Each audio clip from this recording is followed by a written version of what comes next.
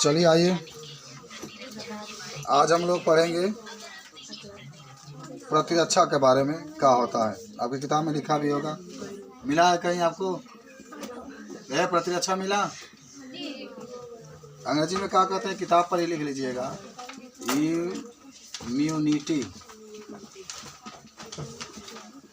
देखिए, कोई भी आपसे आज कहते हैं कि प्रतिरक्षा क्या होता है, तो आप कहेंगे प्रतिरक्षा वह होता है जो हमारे शरीर को रोगों से लड़ने की शक्ति देता है, हमारे शरीर को रोगों से रक्षा करता है।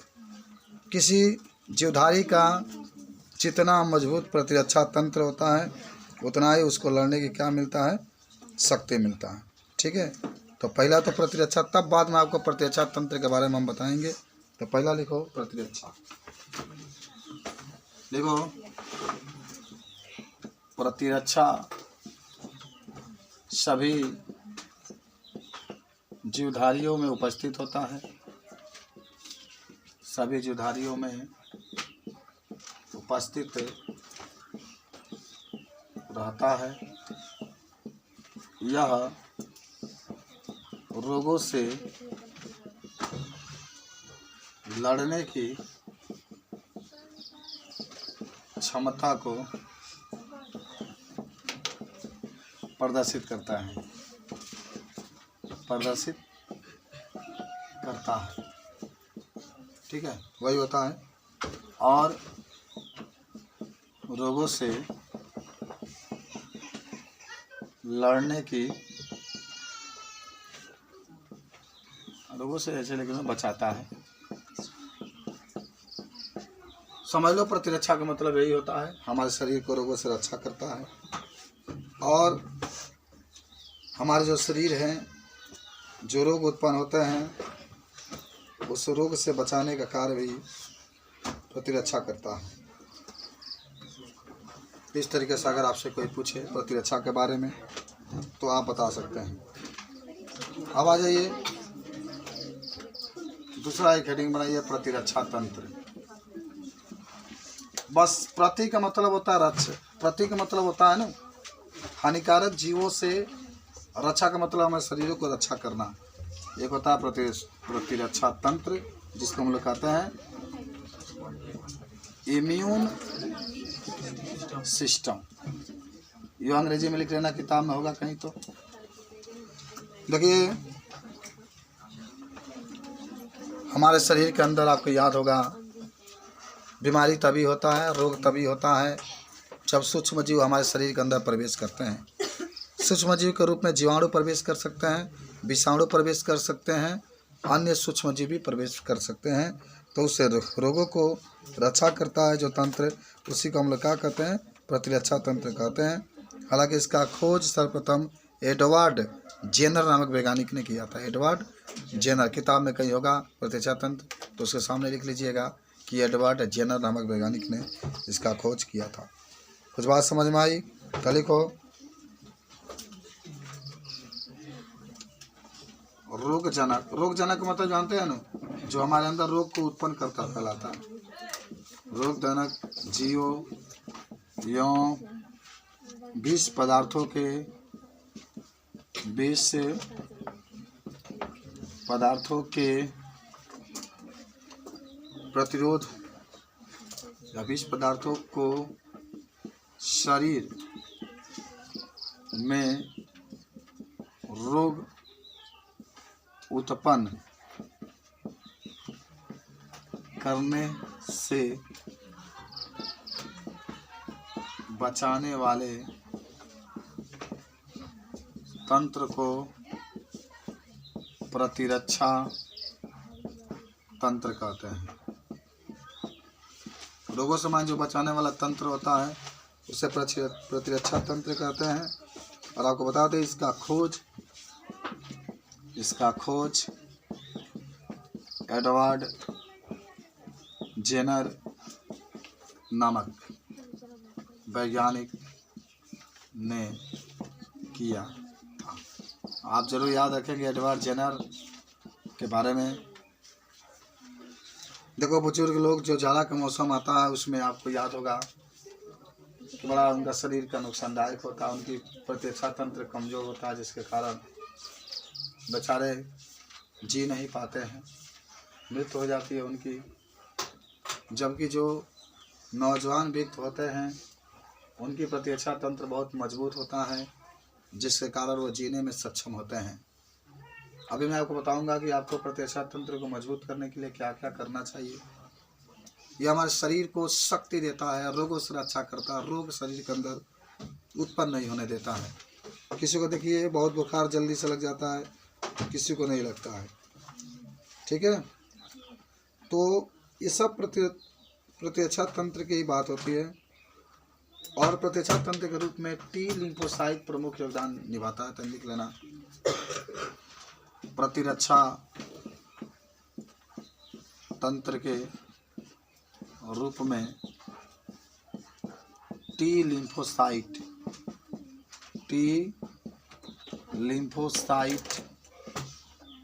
एक प्रमुख योगदान निभाता है। अच्छा, आपको याद है T4 भी लिख सकते हैं। टी लिम्फोसाइट भी कई प्रकार का होता है।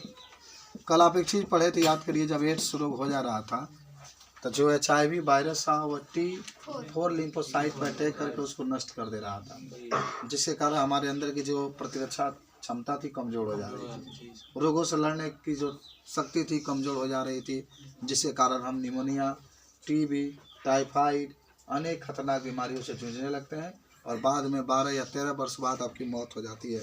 कल आपने सब कुछ बताया था इसमें, समझ रहे बात को। तो इस तरीके से ये हमारे जो होता है बता सकते हैं इसमें। तो अब आइए प्रतिरक्षा तंत्र के प्रकार आपको बता दें। प्रतिरक्षा जो तंत्र होता है मुख्य रूप से 2 प्रकार का होता है।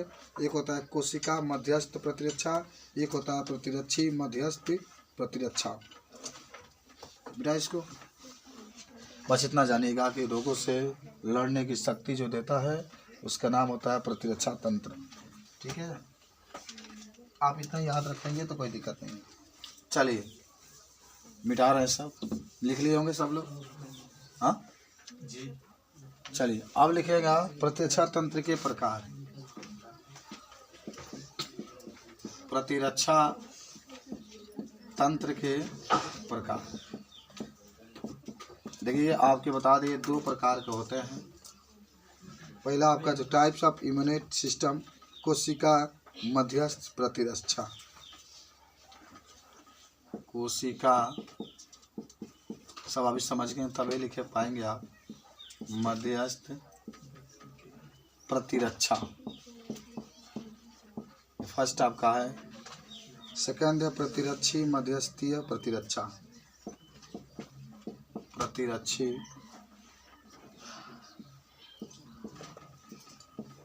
मध्यस्थीय प्रतिरक्षा।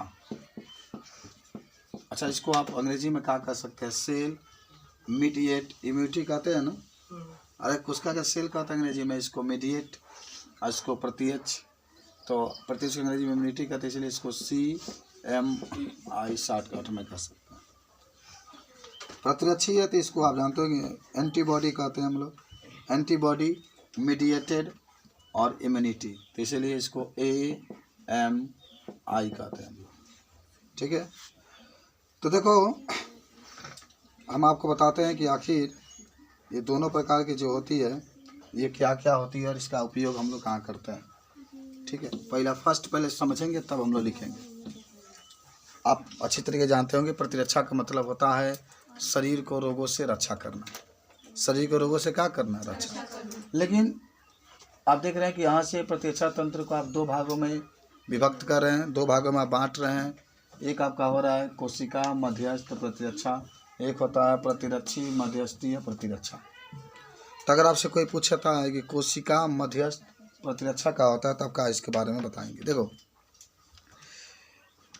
इसमें लिम्फोसाइट आक्रमणकारी रोगाणुओं को भक्षण करता है। जैसे कहा होता है कि हमारा शरीर स्वस्थ है, हमारे अंदर जीवाणु प्रवेश कर गया, कोरोना का मान लो वायरस प्रवेश कर गया, या अन्य बीमारी का कोई वायरस है या कोई जीवाणु है, वायरस में विषाणु होता है, प्रवेश कर गया, तो सबसे पहले जो लिम्फोसाइट होता है, अभी आपने पढ़ा था, वह इन सब हानिकारक सूक्ष्म जीवों को भक्षण कर लेता है, खा जाता है, कहता हम नहीं जाने देंगे तुमको, हम इसके अंदर उपस्थित हैं, हम तुम्हें बीमारी नहीं फैलाने देंगे। कौन कहता है? लिम्फोसाइट कहता है आ जाओ, मैं इंतज़ार करता हूँ तुम लोग कब आओगे। जीवाणु कहता मैं आ रहा हूँ, भक्षण दम है तो भक्षण कर लो। अगर वो भक्षण कर लेता है, आपकी इम्यूनिटी पावर अधिक है, लिम्फोसाइट उसको खा जाता है, तो समझिए आपको कोई तकलीफ नहीं है, कोई बीमारी नहीं है, सिस्टम कमज़ोर आपका है, तो बीमारी हो जाएगा, नहीं खा पाएगा। जब वो नहीं भक्षण कर पाएगा तो घूमेगा शरीर में, और घूमेगा तो देखो होता क्या है, पहले 2-4 गो गए हैं, अब वही जा अपना वो जनन शुरू कर देते हैं, बहुत अधिक संख्या में उसमें पैदा कर देते हैं, तो हमको शरीर को क्या होता है? नुकसान होता है। देखो आपको बता दें कि जो टी लिम्फोसाइट होता है, जब इस पर सूक्ष्म जीव, हानिकारक सूक्ष्म जीव अटैक करते हैं, उसको खा जाते हैं, और फिर हमें वह रोगों से क्या करता है? रक्षा करता है। माने आपकी कोशिका मध्यस्थ प्रतिरक्षा, यानी हाँ, जो कोशिका का मतलब होता है कि जो हानिकारक सूक्ष्म जीव हमारे शरीर के अंदर जा रहे हैं, उसको सर्वप्रथम जो लिम्फोसाइट होता है, टी लिम्फोसाइट होता है, वो हानिकारक कोशिकाओं को, हानिकारक जीवाणुओं को, हानिकारक विषाणुओं को भक्षण कर लेता है, और हम रोग से क्या कर सकते हैं? बच सकते हैं। कौन कौन रोग से ये रक्षा करता है? आपको अगर टीबी है, टीबी तपेदिक जिसको कहते हैं, टीबी का अगर जीवाणु आपके अंदर प्रवेश कर रहे हैं तो यह रक्षा करता है। कैंसर से आपको रक्षा करता है। कोढ़ से आपको रक्षा करता है। कोढ़ जानते ही होंगे आप, पूरे शरीर में जो निकला होता है आप देखे होंगे। कैंसर को भी कोशिकाएं जब शरीर के अंदर प्रवेश करती है तो यही कोशिका मध्यस्थ प्रतिरक्षा जो होता है, हमको इससे क्या करता है? रोग से रक्षा करता है। तो पहला में लिख लेते हैं हम लोग, आओ पहला में लिख रहे हैं, यहाँ से बना लेना, पहला हेडिंग बना लेना, आप लोग लिख लेना कि इसमें लिम्फोसाइट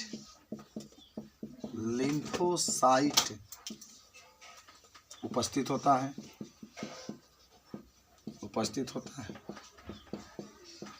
और जब बाहर से हानिकारक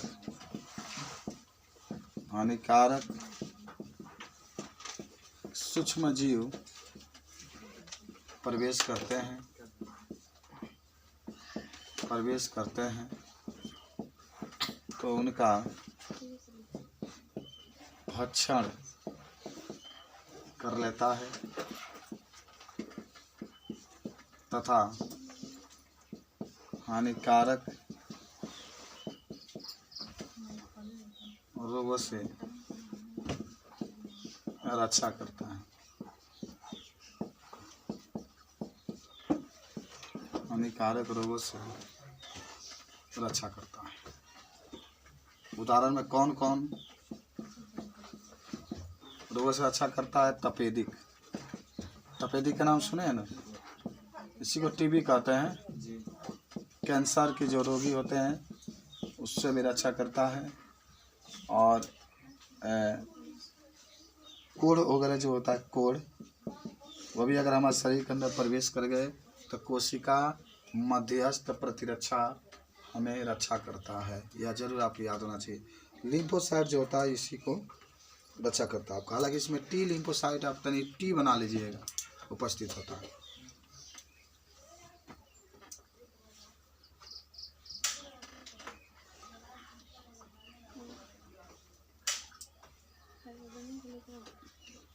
हो गया, लिख ले सब लोग,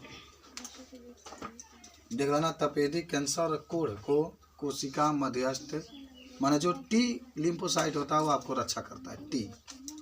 टी लिम्फोसाइट जो होता है आपको तपेदिक नहीं होने देगा, लड़ेगा खूब, कहेगा आओ आओ तुमको छोड़ेंगे नहीं, लड़ेगा खूब वो। लेकिन कब वो जीतेगा? जब वो मजबूत होगा तभी तो जीतेगा, तो आपको रोग नहीं होगा। लेकिन वो तो मजबूत करने के लिए आपको खान पान रखना पड़ेगा, खूब खाना पड़ेगा, ऐश से ज़िंदगी को जीना पड़ेगा। तो समझिए कि दही वही तो रोज़ खाना पड़ेगा आपको, दूध का रोज़ सेवन करना होगा। मीट मछली ना खाए लेकिन दूध दही खाए तो आपका शरीर में प्रतिरोधक क्षमता बढ़ता रहेगा। समझ रहे?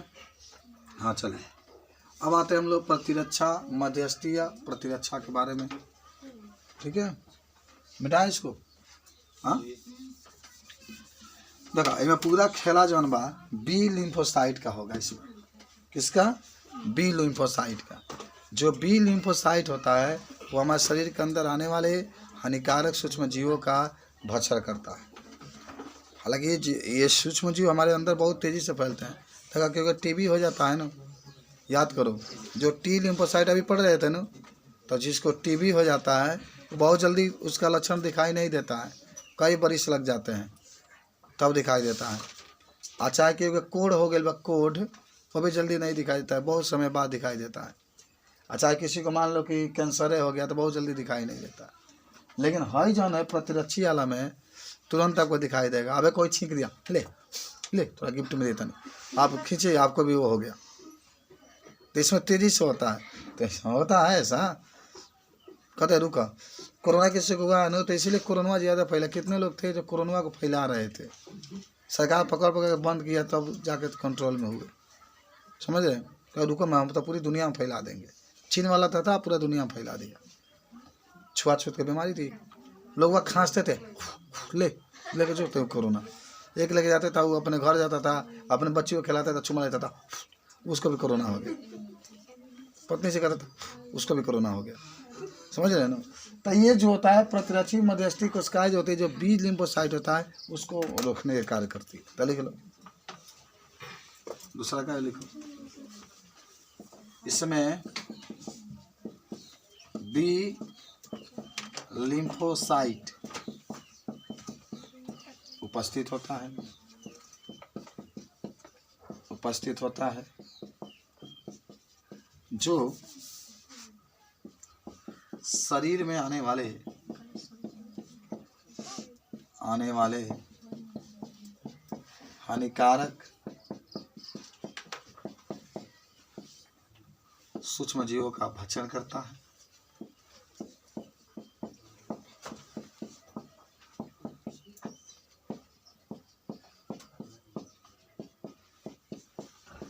तथा तेजी से फैल रहे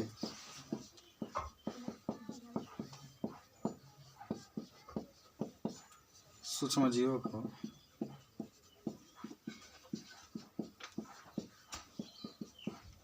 रोकने का कार्य करता है।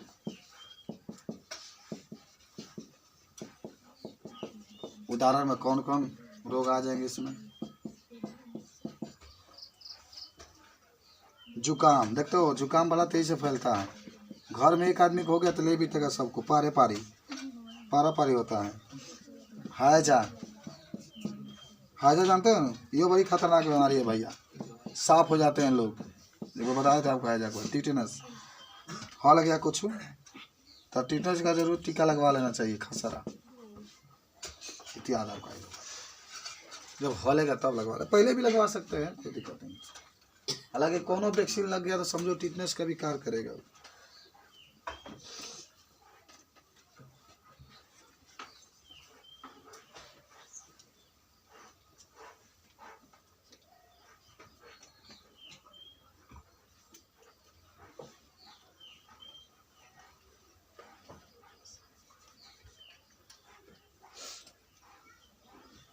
जल्दी से लिखो। आप अपने ज़िंदगी में जितना अच्छे भोजन वगैरह होंगे खूब खाएंगे, घी वगैरह, दही वगैरह, दही खाएंगे, घी खाएंगे, हरे पत्तेदार सब्जियां खाएंगे। ऐसा भोजन करेंगे जिसमें सभी प्रकार के पोषक तत्व उपस्थित हों। सुबह उठ के टहलेंगे, हमेशा धूप में रहने का प्रयास करेंगे, 2-4 घंटा की विटामिन डी मिले आपको। खट्टे पदार्थों का खाना चाहिए, ये सब लिख सकते हैं ना। प्रतिरक्षा तंत्र को मजबूत करने के लिए आंवला खाना चाहिए, सेब खाना चाहिए, संतरा खाना चाहिए, केला खाना चाहिए, फल का ज़्यादा यूज करना चाहिए। ये सब माने आप जो देखते हैं उसका यूज करते हैं। लिख लो 2-4 को कि आप याद रखेंगे। पहला, हमें दूध और दही का सेवन करना चाहिए। खाते हो दूध दही तुम लोग? और भैंस वगैरह खाते हो ना? तो सर क्या लिख लेना कि हरे पत्तीदार सब्जियों का सेवन करना चाहिए। अच्छा, क्यों खाया जाता है हरे पत्तेदार सब्जियों का? विटामिन अधिक मिलता है, सेवन करना चाहिए। तीसरा लिखा ना, हमें फलों का सेवन करना चाहिए। चौथा, हमें मांस खूब खाते हो ना तुम लोग, मछली, अंडा फ्री में, बड़का मछली, अरे बाप रे बाप, ये तो कहना फोन की, हमें मांस मछली अंडा का सेवन करना चाहिए। पांचवा, हमें सुबह उठकर, वाह हमें सुबह उठकर, अब ये क्या कह रही है जो तुम सब खाइए ली, तो हमें सुबह उठकर टहलना चाहिए। बोले कोई दिक्कत ना, कोई दिक्कत नहीं। तो है 4-5 कहानी है, आप उसको लिख लेंगे।